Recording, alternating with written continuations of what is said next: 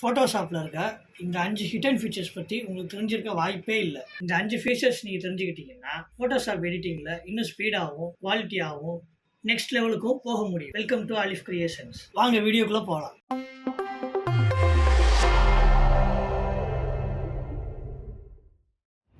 இதில் ஃபஸ்ட்டாக நம்ம பார்க்க போகிறது பிளெண்ட் டிஃப் அப்படிங்கிற ஆப்ஷன் தான்.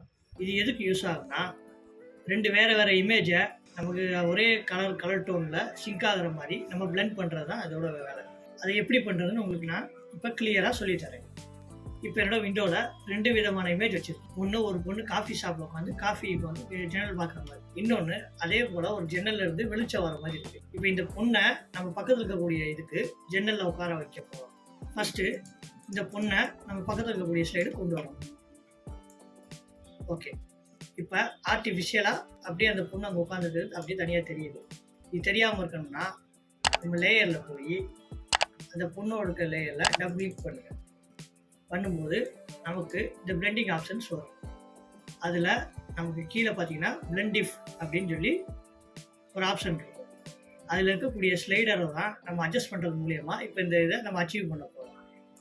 இப்போ பார்த்தீங்கன்னா நமக்கு ஃபஸ்ட்டு திஸ் லேயர், அடுத்து அண்டர்லைன் லேயர்னு 2 இருக்குது. திஸ் லேயரில் இருக்கிறதுல இந்த டார்க் சைட்லேருந்து நீங்கள் குறைச்சிங்கன்னா நம்மளோட மெயின் இமேஜோட டார்க் சைடு ஃபுல்லாக நமக்கு மறைகிறது தெரியும் உங்களுக்கு. அதே மாதிரி நம்ம லைட் சைட்லேருந்து எடுத்தோம்னா நம்ம மெயின் இமேஜில் இருக்கக்கூடிய லைட்டாக இருக்கக்கூடிய பகுதிகள்லாம் மறைகிறது உங்களுக்கு தெரியும். ஸோ இது வந்து இந்த லேயரில் நம்ம பண்ணக்கூடிய சேஞ்ச். இதே இது நம்ம அண்டர்லைன் லேயரில் நம்ம பண்ணுறோம்னா டார்க்கன் சைடை நம்ம குறைக்கிறப்ப உங்களுக்கே தெரியும் நம்ம பின்னால் இருக்கக்கூடிய லேயர்லேருந்து டார்க்காக இருக்கக்கூடிய இடங்கள்லாம் வந்து அப்படியே மறைஞ்சிக்கிட்டு வருது.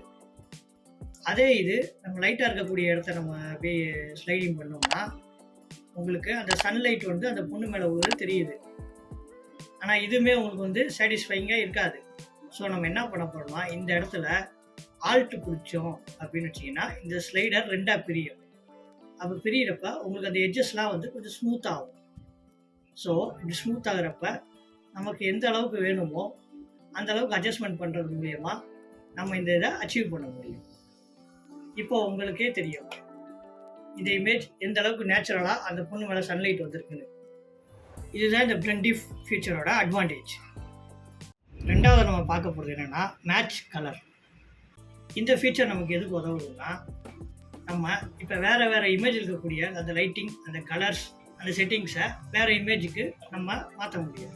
இப்போ என்னோடய விண்டோஸில் 2 விதமான இமேஜஸ் வச்சுருக்கேன். ஒன்று நார்மல் கலரில் இருக்குது, இன்னொன்று ரெட் கலர் பேக்ரவுண்டில் இருக்குது. இப்போ நம்ம இந்த ரெட் கலரில் இருக்கக்கூடிய இந்த கலரை நம்ம நார்மல் இருக்கக்கூடிய இந்த இமேஜுக்கு நம்ம ட்ரான்ஸ்ஃபர் பண்ண போகிறோம். அது எப்படின்னு சொல்கிறேன். இமேஜில் அட்ஜஸ்ட்மெண்ட் லேயரில் வந்தீங்கன்னா நம்ம மேட்ச் கலர் அப்படின்றது, அதில் போய் அப்படியே கீழே சோர்ஸ் அப்படின்னு ஒரு ஆப்ஷன் இருக்கும். நம்ம இந்த கீழே இருக்கக்கூடிய பேட்மேன் அப்படிங்கிற லேயரை நம்ம செலக்ட் பண்ணோம்னா அந்த கலர் நமக்கு இங்கே செட் ஆகிடும்.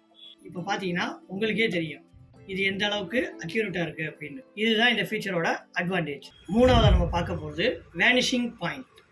இந்த ஃபீச்சர் எதுக்கு யூஸ் ஆகுதுன்னா, நம்ம எந்த ஒரு இமேஜையும் இல்லை எந்த ஒரு டெக்ஸ்ட்டையும் நம்ம வேணுங்கிற சைஸுக்கு ரீசைஸ் பண்ணிக்கலாம். இப்போ அது எப்படின்னு சொல்லித்தரேன் வாங்க. இப்போ என் விண்டோவில் ஒரு இமேஜ் வச்சுருக்கேன். இப்போ இந்த இமேஜ் மேலே நான் ஒரு டெக்ஸ்ட்டு க்ரியேட் பண்ண போகிறேன். இப்போ இந்த டெக்ஸ்ட்டை நம்ம என்ன பண்ண போகிறோம்னா அந்த செவுத்துக்கு இருக்கக்கூடிய அதே நம்ம ஆங்கிள்லேயே நம்ம செட் பண்ண போகிறோம். அது எப்படின்னு கேட்டிங்கன்னா, லேயரில் நம்ம டெக்ஸ்ட் லேயர் இருக்குங்களா, அதை கண்ட்ரோலை பிடிச்சி அந்த டீங்கிற இடத்துல நீங்கள் கிளிக் பண்ணிங்கன்னா செலக்டிங் ஆகிடும். செலக்டிங் ஆனதுக்கப்புறம் கண்ட்ரோல் C கொடுத்தோம்னா அந்த டெக்ஸ்ட்டு காப்பி ஆகிடும். அதுக்கப்புறம் நம்ம கண்ட்ரோல் D கொடுத்தோம்னா டீசெலக்ட் ஆகிடும். இப்போ இந்த இமேஜ் டெக்ஸ்ட் லேயரை நம்ம ஹைடு பண்ணிவிட்டு ஒரு நியூ லேயர் க்ரியேட் பண்ணுறோம். பண்ணதுக்கப்புறம் நேராக நம்ம ஃபில்டர்ஸில் வேனிஷிங் பாயிண்ட் அப்படின்னு ஒரு ஆப்ஷன் இருக்குது. அதை கிளிக் பண்ணோம்னா விண்டோ ஓப்பன் ஆகிடும். இப்போ அதில் நம்ம இந்த வேனிஷிங் பாயிண்ட்டை செலக்ட் பண்ணி இந்த 4 கார்னர் நம்ம செலக்ட் பண்ணிக்கணும். செலக்ட் பண்ணிக்கிட்டோம்னா அந்த இடம் நமக்கு செலக்ட் ஆகிடும். செலக்ட் ஆனதுக்கப்புறம் கண்ட்ரோல் V கொடுத்தோம்னா நம்ம காப்பி பண்ண டெக்ஸ்ட்டு இங்கே வந்துடும். அதை அப்படியே நீங்கள் ஜஸ்ட்டு ட்ராக் பண்ணால் போதும். இப்போ நம்ம செலக்ட் பண்ண ஏரியாவில் அந்த டெக்ஸ்ட்டு பர்ஃபெக்டாக உட்காந்துக்கும். பார்த்தீங்களா? இது பண்ணதுக்கப்புறம் ஓகே கொடுத்துரும். அடுத்து இப்போ இந்த டெக்ஸ்ட்டு நம்ம க்ரியேட் பண்ணியாச்சு. இப்போ இந்த டெக்ஸ்ட் லேயர் வந்து அந்த இமேஜ் லேயருக்கு மேலே இருக்குது, அது டிஸ்டர்பன்ஸாக இருக்குது. ஸோ நம்ம என்ன பண்ண போகிறோம்னா, நம்ம இமேஜ் லேயரை செலக்ட் பண்ணி நம்ம இமேஜை செலக்ட் பண்ணி தனியாக எடுக்க போகிறோம். அதுக்கு செலக்டில் போய் சப்ஜெக்ட் அப்படின்னு கொடுத்தீங்கன்னா அந்த இமேஜ் மட்டும் செலக்ட் ஆகிடும். இப்போ இந்த இமேஜ் லேயர் நமக்கு செலக்ட் ஆகிடுச்சு. செலக்ட் ஆனதுக்கப்புறம் நம்ம என்ன பண்ண போகிறோம்னா, அதை அப்படியே ஒரு டூப்ளிகேட் எடுத்துக்கிட்டு செலக்ட் மாஸ்க் கொடுத்துட்டோம்னா அந்த இமேஜ் தனியாக செலக்ட் ஆகிடும். இப்போ டெக்ஸ்ட்டு கிரியேட் ஆகிடுச்சு, நமக்கு வேண்டிய சேஃபும் கிடச்சிருச்சு. ஆனாலும் அந்த டெக்ஸ்ட்டு வந்து ரியலிஸ்டிக்காக இல்லை. அதுக்கு நம்ம என்ன பண்ணணும்னா, நம்ம ஃபஸ்ட்டு ஒரு டூல் பார்த்தோம் இல்லைங்களா, பிளெண்டிஃப் அப்படிங்கிற நம்ம ஆப்ஷன் பார்த்தோம் இல்லைங்களா, அதை இப்போ நம்ம அப்ளை பண்ண போகிறோம். அதில் போய் டபுள் கிளிக் அடிச்சிங்கன்னா நம்ம பிளெண்டிங் ஆப்ஷன்ஸில் அந்த பிளெண்டிஃப்ஸ் வந்துடும். அதில் போய் நம்ம அந்த இதை நம்ம ஸ்லைட் பண்ணோம்னா இப்போ நமக்கு அது ஓரளவுக்கு ரியலிஸ்டிக்காக வந்துருச்சு. இதுதான் இந்த வேனிஷிங் பாயிண்டோட ஃபீச்சர். 4ஆவதாக நம்ம பார்க்க போகிறது ரூலர் டூல். இந்த டூல் இப்போ எதுக்கு யூஸ் ஆகுதுன்னா, நம்ம ஒரு இமேஜோட அளவை அளக்குறதுக்கோ இல்லை கிராஸாக இருக்கக்கூடிய இமேஜை நம்ம ஸ்ட்ரைட் ஆக்குறதுக்கோ இந்த டூலை யூஸ் பண்ணலாம். அது எப்படின்னு இப்போ சொல்லித்தரேன் வாங்க. இப்போ நம்ம டூல் பாக்ஸில் நீங்கள் லெஃப்ட் சைடில் பார்த்தீங்கன்னா ஐட்ராப் டூல் இருக்கும். அதை ரைட் கிளிக் பண்ணிங்கன்னா ரூலர் டூல் அப்படின்னு சொல்லி இந்த டூல் இருக்கும். இந்த டூலை கிளிக் பண்ணி நம்ம இமேஜோட ஒரு எட்ஜில் இருந்து இன்னொரு எட்ஜுக்கு அப்படியே ஸ்ட்ரெச் பண்ணோம்னா அந்த டூல் செலக்ட் ஆகிடும். இப்போ நீங்கள் பார்த்தீங்கன்னா இங்கேருந்து ஒரு சின்ன லைன் வந்துருக்கிறது உங்களுக்கு தெரியும்.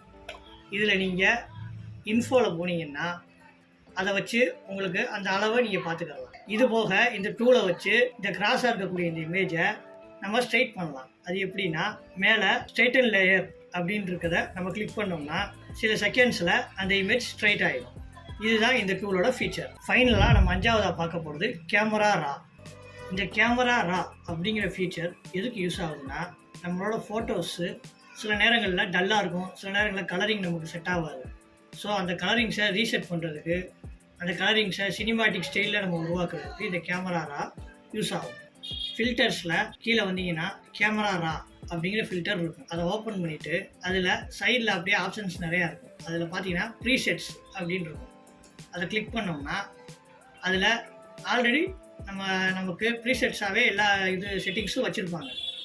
அதில் ஃபஸ்ட்டு கலர், இதில் போனால் nature, bright, high contrast and details, vivid அப்படின்னு ஏகப்பட்ட ஆப்ஷன்ஸ் இருக்கும். இது மாதிரி ஒவ்வொன்றிலையும் ஒவ்வொரு விதமான ஆப்ஷன்ஸ் நிறையா இருக்கும். இது போக நம்ம மேனுவலாகவும் இதை நம்ம ட்ரை பண்ணலாம். ஃபஸ்ட்டு எடிட்டில் நம்ம கொடுத்தோம்னா அதில் டெம்பரேச்சர் நம்ம கூட்டுறது, குறைக்கிறது, டின் பண்ணுறது, இந்த மாதிரி நிறைய ஆப்ஷன்ஸ் நம்ம மேனுவலாகவும் பண்ணலாம். கேமரா ரா பற்றின தனியான வீடியோ வேணும்னா சொல்லுங்கள், நான் அதுக்கு தனியாகவே ஒரு வீடியோ எடிட் பண்ணி போட்டு விடுவேன்.